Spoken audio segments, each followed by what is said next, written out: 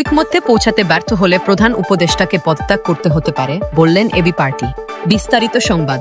রাজনৈতিক দলগুলো ঐকমত্যে পৌঁছাতে ব্যর্থ হলে নির্বাচন অনিশ্চিত এবং প্রধান উপদেষ্টা অধ্যাপক মোহাম্মদ ইউনূসকে পদত্যাগ করে চলে যেতে হতে পারে বলে মনে করছেন আমার বাংলাদেশ এবি পার্টির চেয়ারম্যান মুজিবুর রহমান।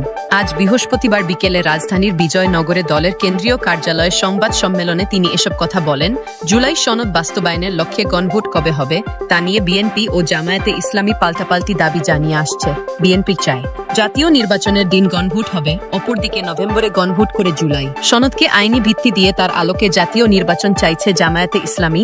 এ পরিস্থিতিতে এবি পার্টির চেয়ারম্যানকে প্রশ্ন করা হয়েছিল তাদের দল কখন গণভোট চায়। জবাবে মুজিবুর রহমান বলেন, আমরা আশা করি সরকার চূড়ান্তভাবে যখন গণভোট আয়োজন করবে তা রাজনৈতিক দলগুলো মেনে নেবে। ঐকমত্যে পৌঁছাতে ব্যর্থ হলে নির্বাচন আয়োজনে অনিশ্চয়তা দেখা দেবে এবং প্রফেসর ইউনূসকে পদত্যাগ করে চলে যেতে হতে পারে। তখন পরিস্থিতি ভয়ানক জটিল হওয়ার আশঙ্কা রয়েছে বলে সতর্ক করেন তিনি। সংবাদ সম্মেলনে এবি পার্টির পক্ষ থেকে আবারও বিবদমান পক্ষগুলোকে অহমিকা ও তর্ক বিতর্ক ছেড়ে জুলাই জাতীয় সনদ বাস্তবায়ন সংক্রান্ত সুপারিশ কার্যকরী একমত হওয়ার আহ্বান জানানো হয়। মুজিবুর রহমান বলেন, জাতীয় ঐকমত্য কমিশনের সুপারিশে অন্তর্বর্তী সরকারকে নির্বাহী আদেশ জারির পরামর্শ দেওয়ার পাশাপাশি জাতীয় সংসদ নির্বাচনের আগে বা নির্বাচনের দিন গণভোট আয়োজনের কথা বলা হয়েছে।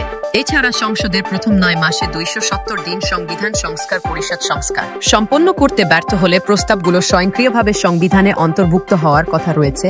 মুজিবুর রহমান আরও বলেন, যেসব বিষয় সংবিধান সংশ্লিষ্ট নয় তা সরকার অধ্যাদেশের মাধ্যমে বাস্তবায়ন করতে পারে এবং সুপারিশের অনেক বিষয় আছে যা অফিস আদেশের মাধ্যমে বাস্তবায়ন করা সম্ভব।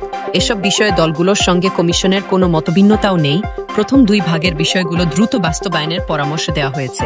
শেষ ভাগের প্রস্তাবগুলোর জন্য 2টো বিকল্প রাখা হয়েছে এবং গণভোটে জনগণের বৈধতা নেওয়ার সুপারিশ করেছে কমিশন।